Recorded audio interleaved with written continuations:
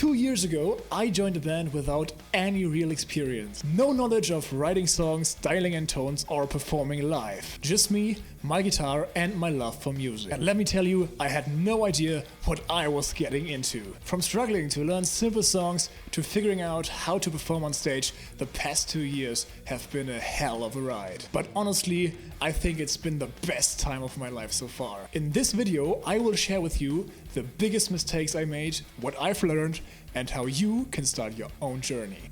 Hi, my name is Lucas and welcome to my channel. To make things clear, I am not a crazy shredder. I can't play insane solos and I don't have any professional music background. But I love music, I love playing guitar, and in the past 2 years I have learned what being in a band is really like. On this channel I will share my journey of becoming a gigging musician from scratch. I will talk about my experience with people, gear, techniques and performance, both live and at home, and the lessons that I have learned so you don't have to make the same mistakes that I did. If that sounds like something that you'd be into, stick around, cause today I'm breaking down the biggest lessons that I've learned in the past 2 years of being in a band. One day, when I was tired of just playing guitar in my room, I decided to create a bandmix account. It only took a few days that someone reached out to me and asked if I was interested in jamming with him and possibly start a band. I looked up his Instagram page and I saw that he had done several guitar covers, even some quite difficult ones, and I got pretty insecure about myself. I hadn't done anything like that so far, didn't even know how to record guitars properly and barely able to jam a few Metallica riffs. Was I really good enough to play with real musicians? Well, it turns out you don't have to be a virtuoso to be a solid band guitarist. I mean, do you think Kurt Cobain was able to play like a 5-minute sweep-picking solo with crazy technique and tapping and everything and stuff like that? No, he wasn't. But he created some of the best songs ever, and that without having a crazy guitar technique. In my case, I met up with the guy, we jammed for a bit, and then we even wrote our very first song in the very first meeting. It was a simple but a great one, and we even released it last spring with me on vocals as well. But that's a topic for another video. What I want to say is that you don't have to be afraid of being too bad to play in a band. Just try it out, and if it works, you will have a great time. And if it doesn't work, you will learn from the experience. Failure is part of the progress. Just put yourself out there and go for it.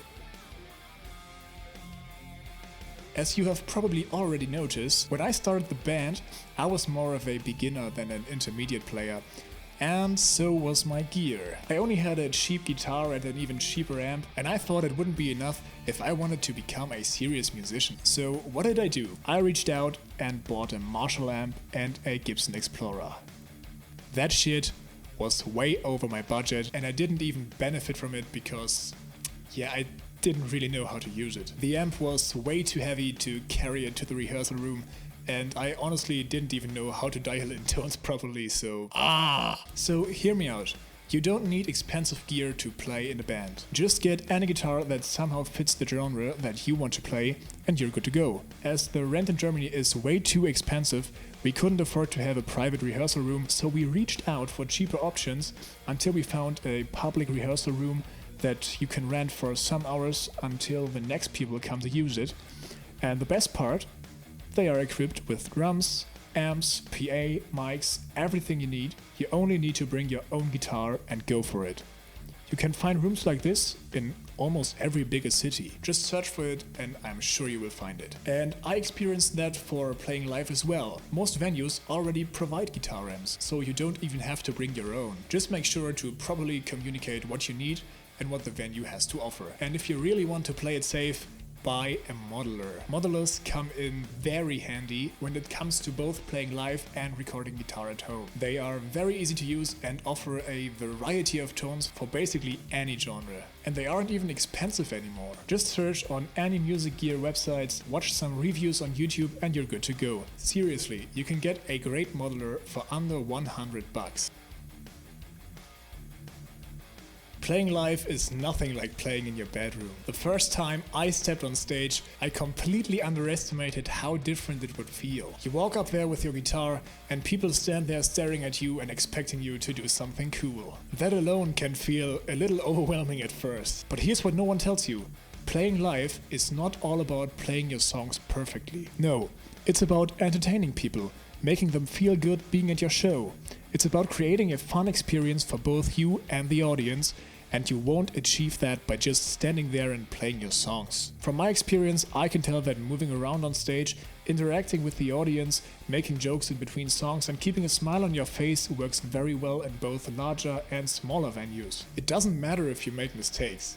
Just play it cool and have fun. Performing live is a very large topic, from organization to building a coherent show, so let me know if you'd be interested in a specific video about it in the comments down below.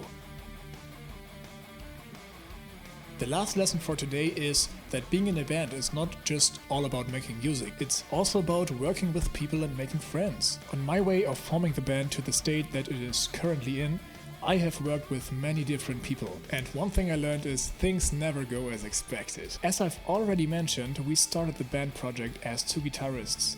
Then we found a drummer who left the country after 2 rehearsals, so we had to find a new one.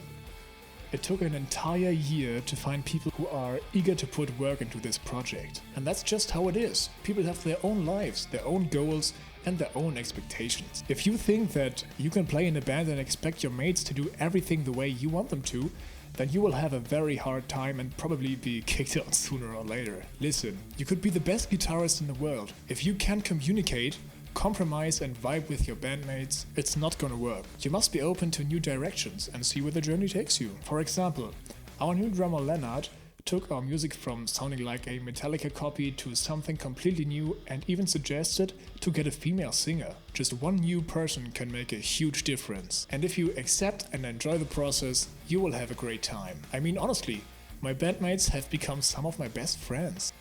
So yeah.